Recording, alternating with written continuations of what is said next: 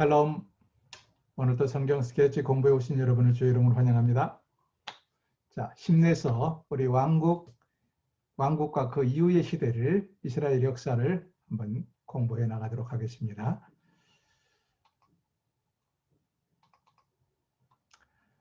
왕국 이전의 시대, 왕국과 그 이후의 시대, 예수님 시대, 사도 시대, 인류 역사를 크게 4등분을 했습니다. 그 중에서 왕국 이전의 시대는 이미 공부를 했고요. 지금 우리는 왕국과 그 이후의 시대를 공부를 해나가고 있습니다. 왕국과 그 이후의 시대를 이렇게 세 개의 그래프가 있는데, 막대기가 있는데 그 중에 맨 앞에 막대, 이게 뭐예요? 왕국, 통일왕국, 단일왕국 시대라고 그랬죠? 단일왕국 시대를 세 칸으로 나누었습니다. 보세요. 세 칸. 맨 앞에는 사울 40년.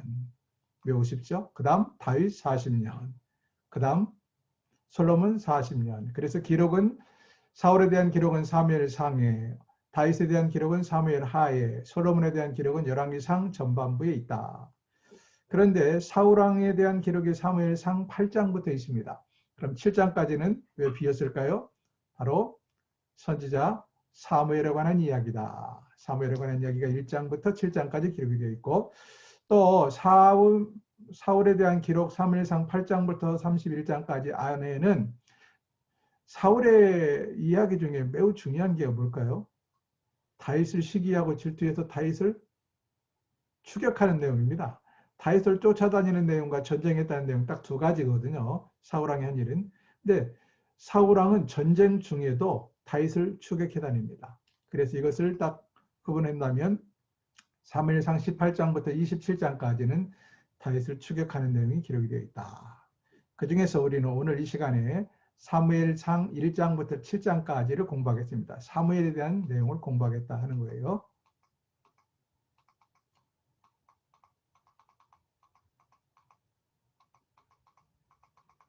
이런 것은 괜히 머리 복잡하니까 기억하려고 하지 않아도 됩니다. 나중에 자동적으로 기억이 되면 좋고, 안 되면 제가 필요할 때 말씀을 드리겠습니다. 다시 반복돼 나오네요. 사무엘, 이 중에서 사무엘에 관한 기록을 이 시간 공부합니다. 사무엘상 1장부터 7장까지 보면 사무엘에 대한 내용이 나오는데 크게 네 가지입니다. 출생, 그리고 부르심, 소명이죠. 하나님께서 부르심, 그리고 그가 살아생전에 법궤가 어떻게 이동했는가. 그러니까 사무엘이 일일이 그의 사사 또는 제사장으로서 어떤 일을 했는가 일일이 기록보다도 사무엘이 있을 때에 하나님의 임재를 상징하는 법궤, 언약궤라고 그러죠. 언약궤가 어떻게 움직이면서 하나님 당신을 지키시기 위해서 어떻게 징벌했는가, 이런 내용들이 기록이 되어 있고, 왜 그러면 이스라엘 백성들이 언약궤를 잃어버렸고, 하나님은 이스라엘 백성들의 도움 없이도 스스로 언약궤를 당신의 권위와 명예를 위해서 어떻게 지키셨는가, 그리고 이스라엘 백성들은 어떻게 회개하고 돌아왔는가, 이런 내용들이 기록이 되어 있습니다. 참고로 사무엘 하면 우리가 앞에서 사사기를 할 때 사사가 몇 명이냐 이렇게 정확하게 답을 할 수 없다고 말씀드렸습니다. 성경에 나와 있는 사사는 12명만 나와 있지만 그 다음에 사사가 끝났느냐, 엘리 제사장도 사사라고 말할 수 있고요. 사사이자 제사장이었고요. 그 다음에 사무엘도 제사장이자 사사이자 선지자이자 모든 역할을 다 했습니다.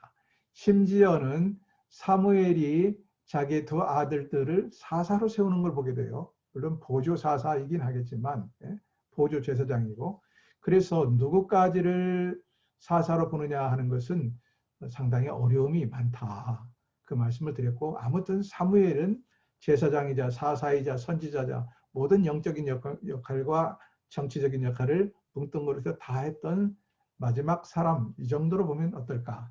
그의 두 아들들은 사실은 보조지 사사는 세습직이 아니거든요.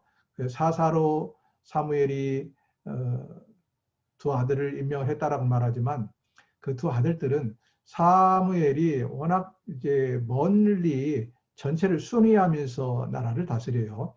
근데 당시에는 교통이 불편해서 원거리를 갈 수 없잖아요. 브엘세바가 맨 밑에라면, 당시 팔레스타인 땅의 맨 밑에라면 저 단은 맨 위쪽이에요. 끝에서 끝까지 왔다 갔다 한다는 자체가 불가능해서 사무엘이 자기 두 아들을 브엘세바에서 사사로 임명을 해서 그 브엘세바를 돌보도록 했다는 내용이 나오는데, 아마도 보조 사사가 아닌가. 왜냐하면 사사는 세습직이 아니기 때문입니다. 그렇게 볼 때 누구까지를 사사로 보느냐 하는 것은 어려움이 있다 하는 말씀을 다시 한번 드리면서 사무엘 이야기를 시작을 하겠습니다. 사무엘은 출생부터가 참 기이해요. 사무엘상 1장에 보면 사무엘은 에브라임 지파 사람이라 이렇게 1장 1절에 기록이 되어 있어요. 에브라임 지파 사람이다. 사무엘의 아버지 엘가나라는 사람은 두 아내가 있었는데 한나와 브닌나입니다. 한나 이름이 먼저 나오는 걸 통해서 한나가 먼저 형님이고 브닌나가 두 번째 얻은 부인이 아닌가 싶은데, 문제는 한나가 아이를 낳지 못했다는 거예요. 아이를 낳지 못해서 둘째 부인을 얻었는지 이것은 성경에 나와 있지 않아요.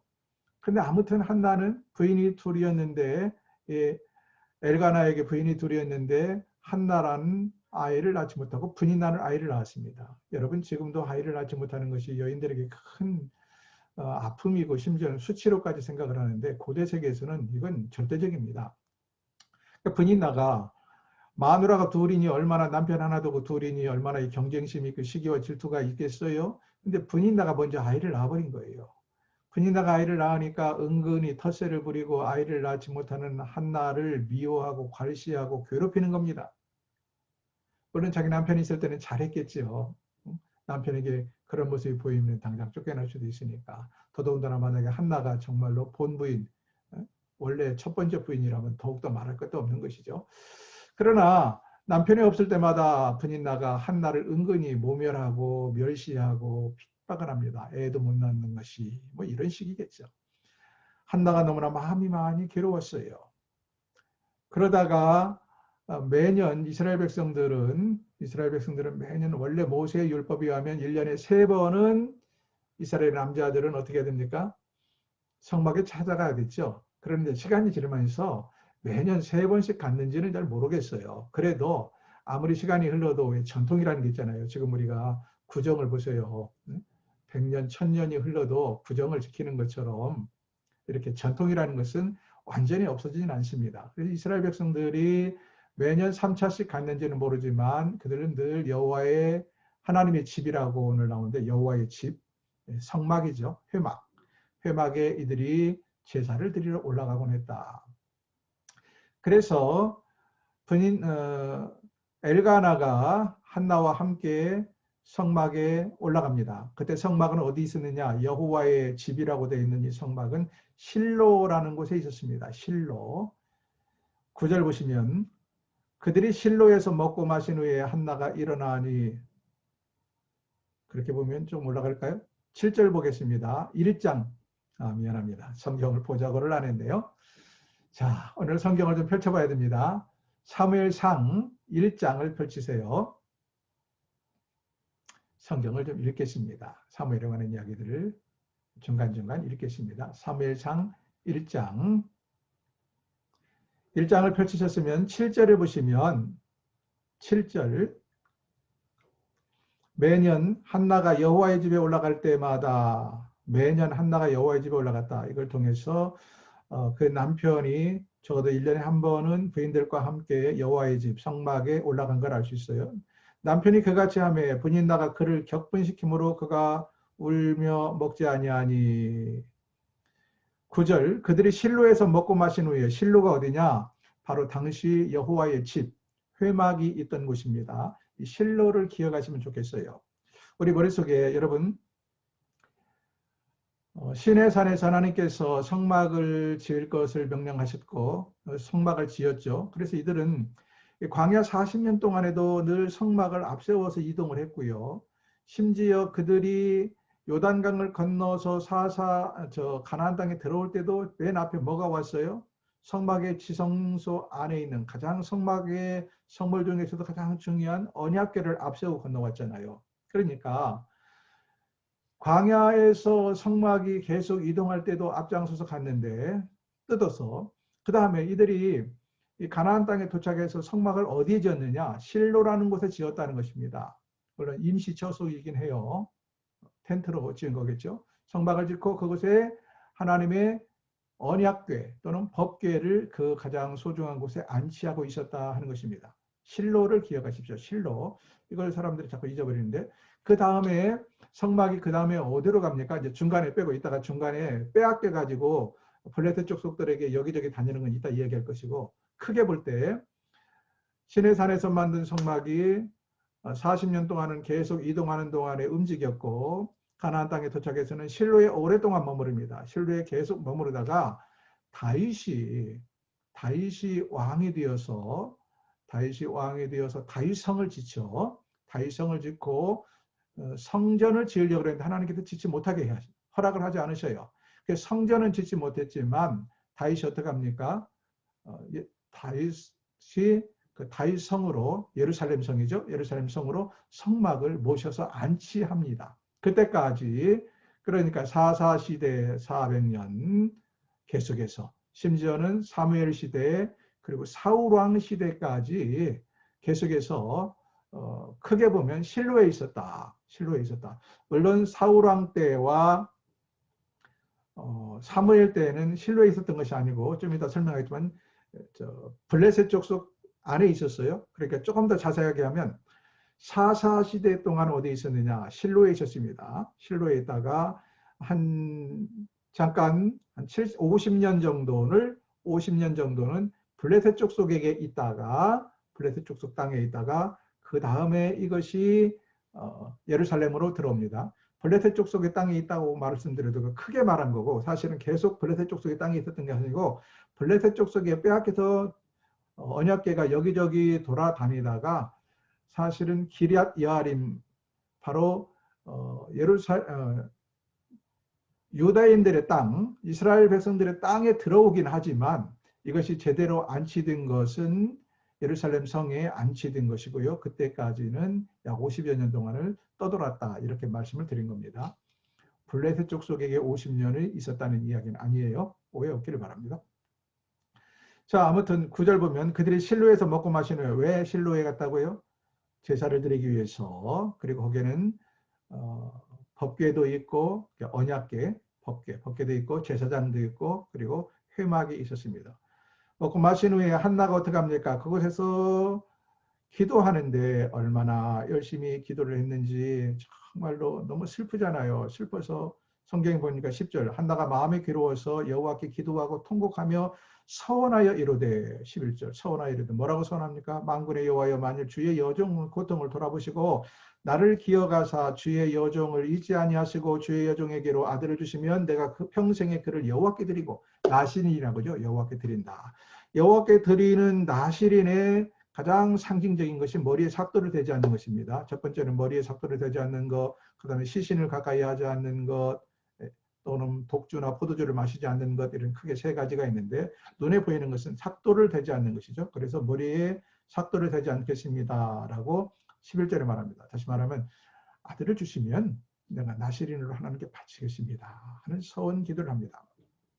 근데 얼마나 그가 정말 깊은 기도를 했는지, 이 입술만 움직이는 거예요. 소리는 나지 아니하고. 사실은 그만큼 성령에 붙잡혀서 기도하고 있는 것이지요.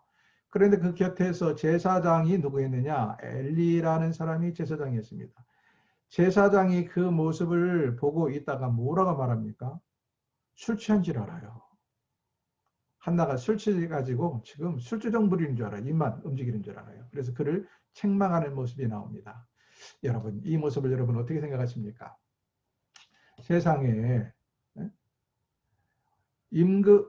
제사장이라는 작자는 성령이 충만하지 못하고 영성이 없어서 기도하는, 성령이 사로잡혀서 기도하는 여인의 모습을 보며 술 취했다고 말을 하고, 이게 말이 돼요?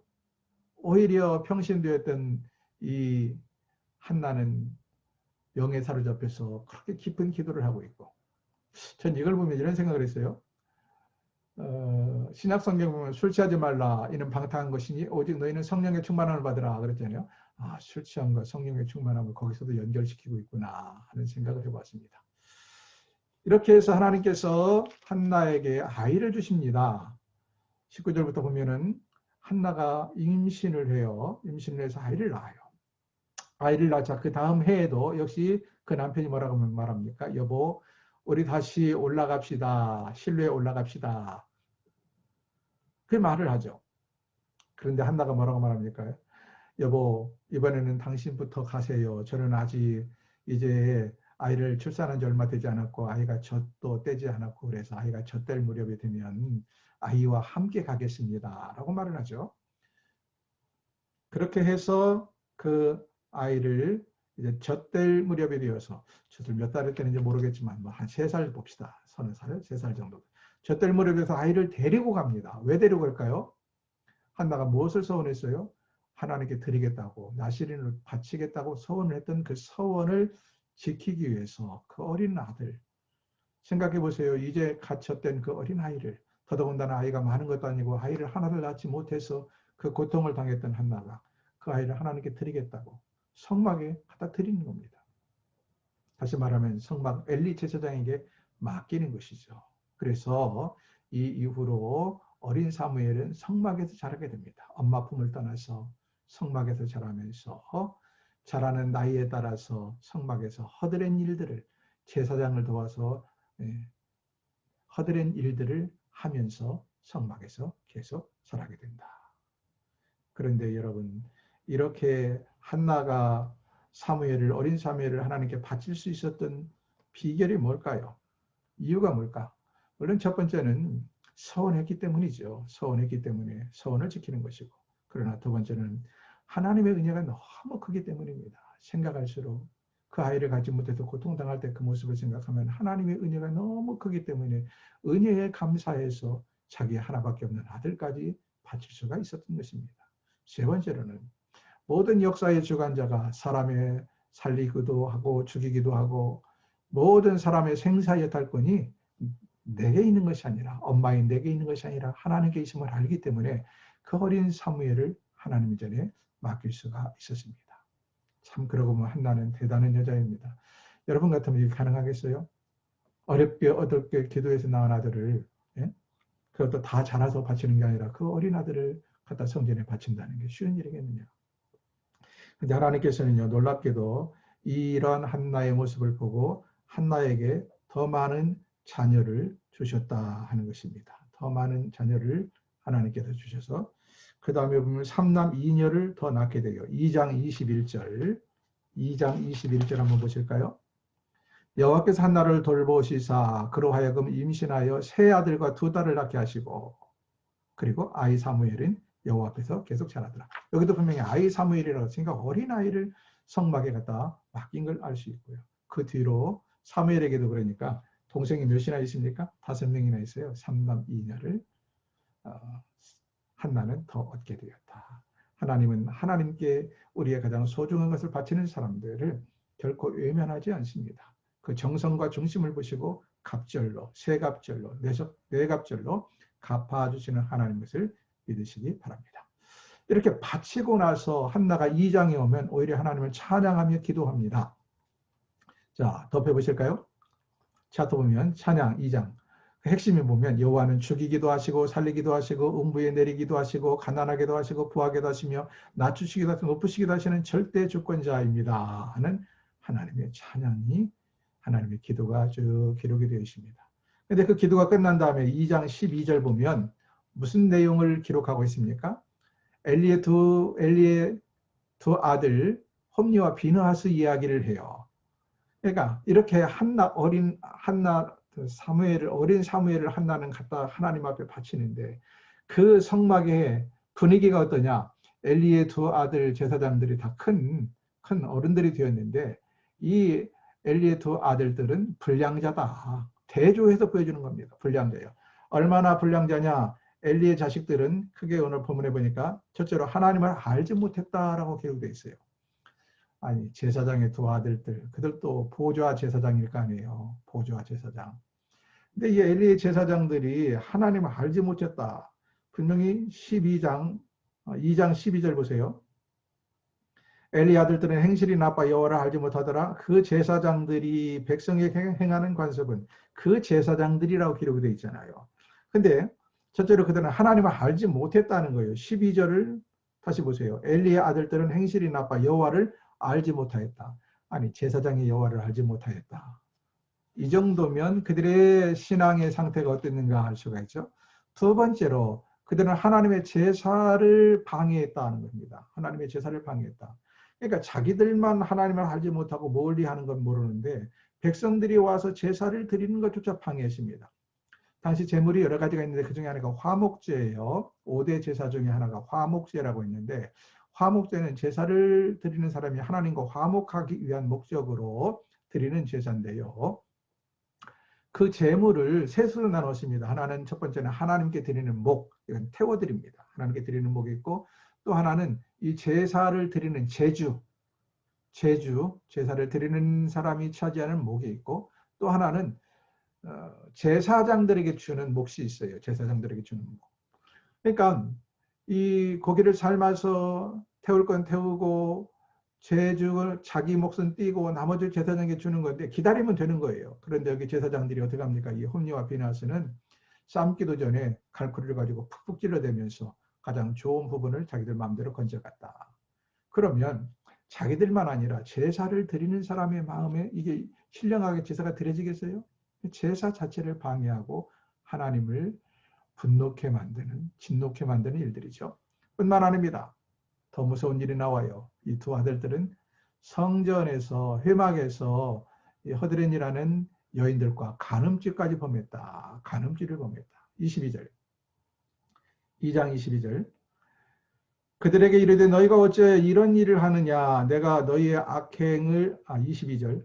엘리가 매우 늙었더니 그의 아들들이 온 이스라엘에게 행한 모든 일과 회막문에서 수종드는 여인들과 동침하였음을 듣고 회막문에서 수종드는 여인들 여러분 예나 지금이나 정말로 그냥 주님의 몸된 교회를 지극정성으로 섬기는 여종들이 있잖아요. 얼마나 받은 바 은혜가 크고 하면 저 자신의 삶을 들여서 회막문에서 수종 들고 허드렛 일을 하겠느냐. 그런데 그런 여자들을 어떻게 했어요? 간음했다. 이게 어떤 유괴에 의한 간음이라고 그러죠. 자기의 힘과 권력을 가지고 꼼짝 못하게 해서 강제로 범하는 간음을 저질렀다 하는 것입니다. 이게 있을 수 있는 일입니까? 네 번째로 그들은 아버지의 말을 듣지 않았어요. 제사장 아버지가 대제사장인 아버지가 말하는 것을 작은 새끼 제사장들이 듣지 않았다. 말이 됩니까? 25절 보세요. 25절. 사람이 사람에게 아버지가 그들을 책망하며 하는 말입니다. 사람이 사람에게 범죄하면 하나님이 심판하시려니와 만일 사람이 여호와께 범죄하면 누가 그를 위하여 간구하겠느냐 하되 그들이 자기 아버지의 말을 들었어요? 듣지 아니하였다. 이렇게 몇 가지, 5가지 정도를 볼 때 이 홈리와 비느하스가 얼마나 극악무도한 사람들이었는가. 결국 하나님의 사람을 통하여 27절부터 보면 하나님의 사람 선지자를 통하여 홈리와 비느하스가 한 자리에서 죽게 될 것이고 엘리 가문이 멸망하게 될 것을 하나님께서 경고하시죠. 경고하시면서 한 이야기 중에 두 사람이 한 자리에서 죽게 되리니 이것이 내가 보낸 표징이라. 34절 2장 34절 너의 두 아들 지금 엘리에게 하는 이야기입니다. 너의 두 아들 홈리와 비느하스가 한날에 죽으리니 그 둘이 당할 그 일이 너에게 표징이 되리라. 너희 가문이 멸절하게 될 표징이 되리라. 이렇게 말하죠. 그래서 2장에서는 이렇게 한나가 사무엘을 어린 사무엘을 하나님의 전에 갖다 맡기는 것과 대조적으로 당시의 제사장의 두 아들들 보좌 제사장이었던 홈리와 비느하스가 얼마나 사악한 존재인가를 대조적으로 보여줌으로써 사무엘이 등단할 수밖에 없는 하나님께 쓰임 받을 수밖에 없는 것을 지금 암시하고 있죠. 그래서 3장에 가면 이제 사무엘이 점점 커가면서 소년이 되었을 때 변함없이 성막에서 그는 허드렛 일을 하며 제사장을 보좌하고 심부름을 하고 있었습니다. 근데 사무엘은 늘 그 성막 안에서 잠을 잤어요. 근데 잠을 자는데 어느 날 갑자기 사무엘아 사무엘아 부르는 부름이 들리는 거예요. 그래서 사무엘은 제사장 엘리가 부르는 줄 알고 얼른 달려가서 제사장님 부르셨습니까? 라고 말을 하는데 제사장은 자기가 안 불렀거든요. 이런 일이 3번씩이나 반복이 됩니다. 3번 반복되는 것을 제사장 엘리가 아무리 영성이 없기로서니 눈치는 있잖아요. 아니 저 녀석이 3번씩이나 내가 부르지도 않았는데 내가 부를 줄 알고 찾아온다. 이건 아마도 내가 부르는 것이 아니라 하나님이 부르시는가 보다. 그래서 3번째 부르는 줄 알고 사무엘이 자기 앞에 왔을 때 엘리 제사장이 뭐라고 말하죠? 내가 부르지 않았으니까 마지막에 이번에 4번째 다시 부른다면 너는 이렇게 말해라. 말씀하옵소서 주의 종이 듣겠나이다. 이렇게 말해라. 그렇게 사무엘에게 가르쳐주죠. 아닌 게 아니라 사무엘이 같이 누웠는데 4번째 다시 사무엘아 부르심이 있습니다. 그래서 사무엘이 번뜩 일어나서 말씀하옵소서 주의 종이 듣겠나이다. 하라고 들었는데 뭘 들었을까요? 엘리의 집을 심판할 때가 이르렀다는 말씀을 듣게 되는 것입니다. 그 경고의 내용은 하나님께서 이제 엘리의 집을 심판하겠다라는 말씀을 들었다. 이것들을 잘 보세요. 처음에 사무엘이 출생했을 때는 하나님 그 어머니가 어린 사무엘을 성전에 갖다 맡기는데 그와 대조적으로 엘리의 2 아들 홈리와 비느하스는 불량자들이었다는 것을 부각을 시키더니 사무엘이 점점 커가고 소년이 되고 청년이 돼가면서 어떤 이야기를 해요? 하나님께서 이제 엘리의 집을 심판하시겠다라고 분명하게 경고를 다시 하는 겁니다. 이러면서 엘리의 집에 심판이 내리고 사무엘이 등극하게 되는 것을 보여주는 것이죠.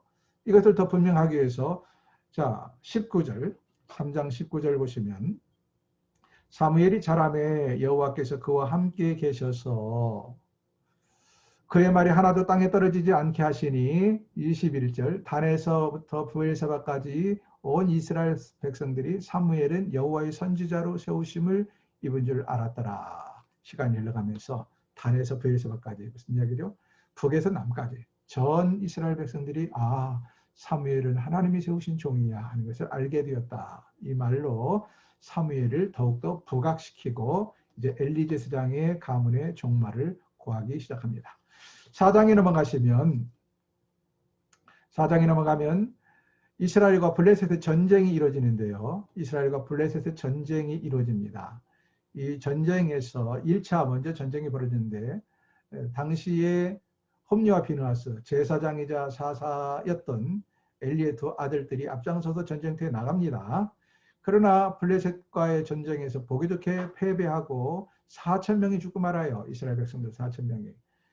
그래서 전쟁에서 패배하고 돌아와서 이스라엘 백성들이 왜 패배했을까? 패배의 요인을 분석을 하니까 대뜸 나온 게 뭐냐? 그들도 그래도 하나님의 백성이라고 하나님이 우리와 함께 하지 않아서 우리가 전쟁에 패배했다. 그럼 전쟁에서 이기기 위해서는 어떻게 하느냐? 하나님이 함께 나가셔야 된다. 근데 하나님이 함께 나가는 방법이 뭘까요? 언약궤를 앞세우고 나가는 것입니다. 이들에게 하나님은 어디에 임재해 계시느냐? 언약궤 뚜껑에 해당하는 속죄소 또는 시은소라고도 하죠. 시은소에 임재해 계셨기 때문에 언약궤를 앞세우고 나가면 곧 하나님이 앞장서서 가시는 것이 되어요. 그래서 우리가 여호수아를 공부할 때도 그 이야기를 했죠. 제사장이 어떻게 했다고요? 언약궤를 앞세우고 요단강을 건넜다. 언약궤를 앞세웠다는 것은 하나님이 앞서 행하신 것이다 라고 말씀을 드렸죠. 그래서 이 어리석은 작자들이 당시에 언약궤가 어디 있었다고 그랬어요? 실로에 있었다고 말씀드렸죠. 실로에 있는 언약궤를 앞장 세우고 2번째 전쟁에 나섭니다. 이때부터 이제 언약궤가 실로를 떠나서 여기저기로 옮겨 다니면서 하나님의 명예가 자칫 잘못하면 땅에 떨어지게 생겨버렸다 하는 것이죠. 처음에 어디 있었다고 그랬어요? 실로에 있었습니다. 실로에 있었는데 첫 번째 전투에서 지자 2번째 전투가 아벡이라는 곳에서 이루어졌어요. 이스라엘 백성들은 에베네셀의 진을 치고 블레셋 족속은 아벡의 진을 쳤는데 이 2번째 전투에서도 언약궤를 앞세우고 나갔지만 보기 좋게 패배하고 맙니다. 오히려 언약궤를 빼앗기고 말아요. 법궤를 빼앗기고 그리고 홈리와 비느하스 2 아들은 이 전쟁에서 둘 다 죽고 맙니다. 앞서서 선지자를 통하여 경고했던 것대로 심지어 이 3장에서 어린 사무엘을 통하여 다시 2차 경고했던 것처럼 홈리와 비느하스는 한 자리에서 죽고 말았다. 심지어는 엘리 제사장마저 전쟁터의 소식을 앉아서 성전 앞에 앉아가지고 비득비득 의자에 앉아서 졸다가 듣게 되지요. 법궤를 빼앗겼다는 이야기, 전투에서 패배했다는 이야기, 법궤를 빼앗겼다는 이야기, 두 아들이 죽었다는 이야기. 아주 그냥 이 산 넘어 산이라 한 번에 이 엄청난 비보를 듣고는 너무 놀라서 앉았던 의자에서 일어나다가 엘리 제사장의 몸이 뚱뚱했어요. 비둔해서 일어나다 그만 펄커덕 넘어져서 죽고 말았다. 이렇게 해서 결국은 엘리가 죽고 엘리의 두 아들들도 다 죽고 엘리의 가문이 거의 씨가 마르게 됩니다. 좀 슬픈 사실은, 더 슬픈 사실은 여러분 이때 홈리와 비느하스 작은 동생 비느하스의 아내가 임신 중에 아이를 막 낳으려고 그랬어요. 아이를 낳으려고 하다가 어떤 소식을 들었느냐. 전쟁에서 패했다는 이야기, 법궤를 뺏겼다는 이야기, 자기 남편과 심지어 시아버지가 죽었다는 이야기까지 듣고 너무 충격을 받아버린 거예요. 비느하스의 아내가. 그래서 어떡합니까? 아이를 낳다 그만 죽고 맙니다. 그리고는 죽기 직전에 아이의 이름을 이가봇이라 이름을 지으면서 유언을 남기고 죽어요. 이가봇이 뭡니까? 여호와의 영광이 떠났다라는 뜻이에요. 세상에 제사장의 손자가 제사장의 아들 이름이 여호와의 영광이 떠났다. 그의 어머니가 이름을 지어놓고 어머니가 죽고 말아요. 얼마나 슬픈 비극입니까? 여러분 누구나 다 사람 이름은 좋은 뜻으로 짓게 되어 있습니다. 이스라엘 백성들도 마찬가지고 우리도 마찬가지예요.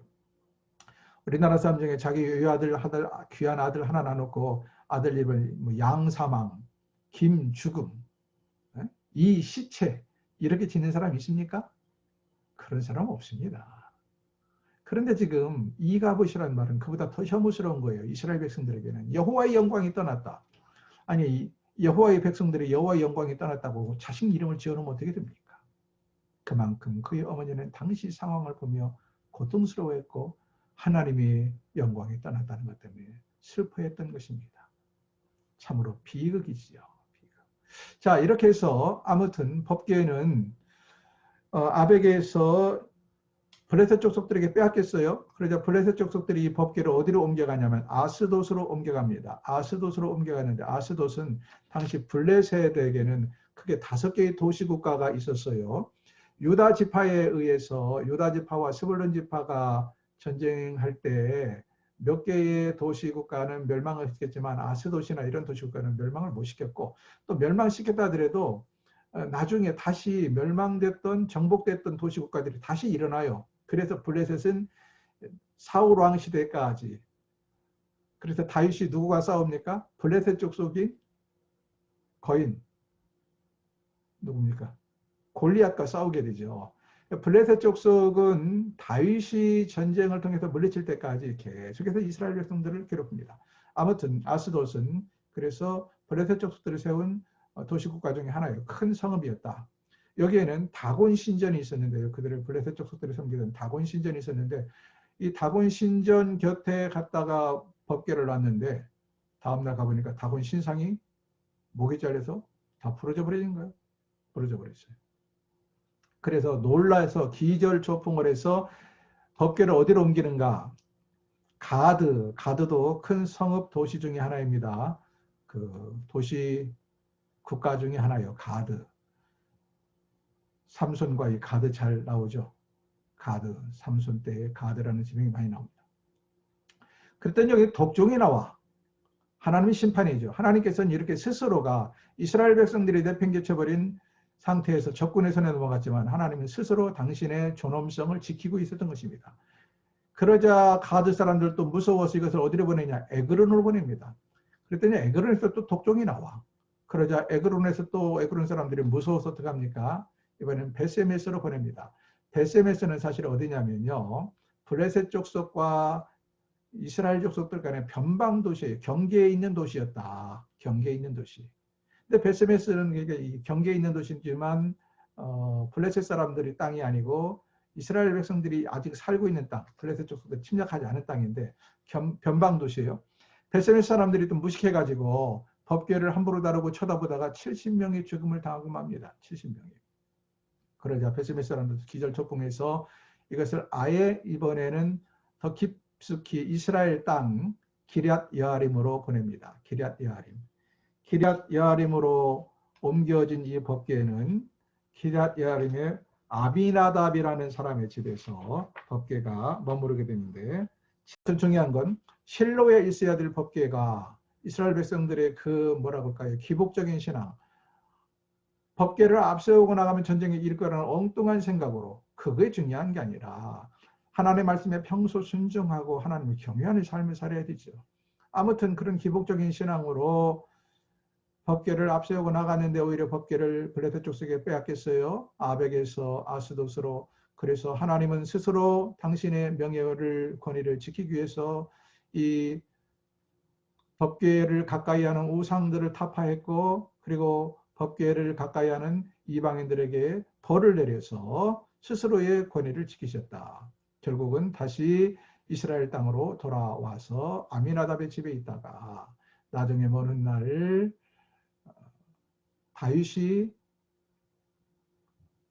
다윗성을, 예루살렘에 다윗성을 짓고 법궤를 옮겨다가 안치했다 하는 이야기를 드렸습니다. 이것이 사무엘상 4장부터 6장까지 쭉 기록이 되어 있는 이야기입니다. 하나님은 스스로를 나 여호와는 만으로 여김을 받지 아니하나니 그랬잖아요. 누구도 업신여기거나 하나님을 가볍게 여기는 사람을 결코 용납치 않는다. 하나님은 우리가 하나님을 높여드리지 않아도 스스로 하나님 스스로가 하나님의 권위와 하나님의 영광을 지키시는 분이다 하는 것을 기억하십시다. 그 다음에 미스바 성의의 문제가 나오는데요. 사무엘이 더 완전한 성인이 되어서 7장에 가면 미스바에 모여서 성의를 이룹니다. 미스바 성의 7장. 사무엘이 이런 과정을 겪으면서, 그러니까 법궤가 여기저기 옮겨다니고 기럇 여아림에 와 있는 동안에 사무엘은 더욱더 이제 나이가 먹어가죠. 나이가 먹어가면서 엘리 제사장의 집은 이제 끝이 났고, 사무엘은 브엘세바에서 단까지 모든 사람들이 선지자인 줄 알았고, 사무엘이 선지자요 제사장이요 사사가 된 것입니다. 그래서 그가 미스바 성위를 개최하는데, 먼저 백성들에게 뭘 말합니까? 모든 우상을 타파해라. 하나님의 도움을 입으려면 모든 우상을 타파해라. 그래서 이스라엘 백성들이 바알과 아스타르를 그의 삶 가운데 제해버리고, 그리고는 금식하며 하나님께 번제를 드립니다. 그런데 문제는 이렇게 이스라엘 백성들 종교 정화 운동을 하고 신앙 성결 운동을 하고 그리고 하나님께 번제와 또 금식을 하며 예배한다는 이야기를 듣고 그 틈을 노리고 블레셋 족속이 다시 침략해 들어왔다는 거예요. 다시 침략해 들어왔다. 그러자 이스라엘 백성들이 당시 지도자인 사무엘에게 우리를 위하여 쉬지 말고 기도해 주소서 이렇게 요청하죠. 7장 8절을 보세요. 7장 8절. 이스라엘 자손이 사무엘에게 이르기에 뭐라고 말해요? 당신은 우리를 위하여 우리 하나님 여호와께 쉬지 말고 부르짖어 기도해 주소서.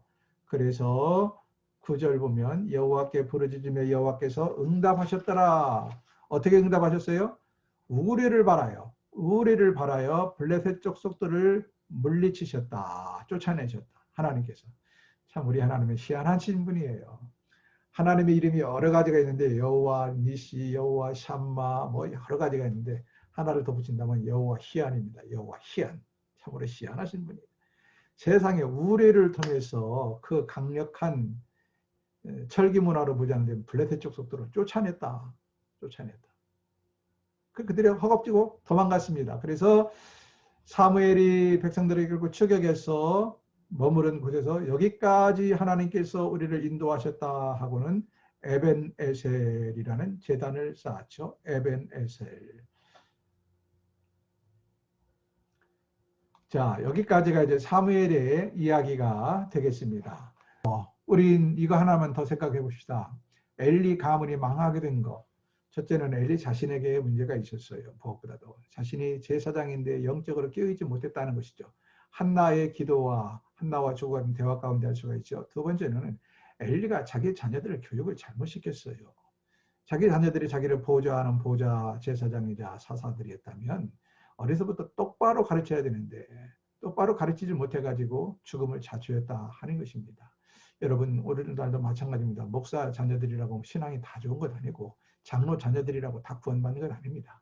그런 생각을 버리시고 신앙은 각각 따로예요. 어떻게 해서든지 내가 믿는 하나님 우리 자녀들에게 제대로 전수하기 위해서 정말 자녀를 안고 눈물로 기도해야 됩니다. 사무엘과 엘리를 한번 비교해서 보세요. 한나는 그 어린 사무엘을 말씀으로 양육하고 그 어린 사무엘을 성전에 갖다 맡기는데 아니 성전에서 자란 홈리와 비느하스는 그 망나니가 되었다는 게 이게 말이 됩니까? 사랑하는 여러분, 우리도 오늘 이 공부를 마무리 지으면서 무엇보다도 하나님 말씀대로 우리의 자녀들을 잘 양육하는 일에 최선을 다했으면 좋겠습니다. 정말로 주님 말씀대로 산다는 것이 얼마나 중요한지 우리가 주님 말씀대로 사는 것이 복받는 비결이고요. 우리 자녀들이 잘 되는 비결이 뭐냐? 우리 주님 말씀대로 우리가 자녀들을 제대로 양육하는 겁니다. 자녀들이 컸다고 쟤들이 알아서 하겠지라고 외면하지 마세요. 커도 자녀는 자녀입니다. 부모가 자녀에게 말 못한다면 그 누구도 자녀를 훈계하지 못해요. 그러므로 장성한 자녀라고 내버려 두지 마시고 하나님 말씀으로 엄히 훈계하시고 하나님 말씀으로 양육할 수 있기를 주의 이름으로 축원합니다. 오늘은 여기까지 하겠습니다. 수고하셨고 다음에 다시 뵙겠습니다.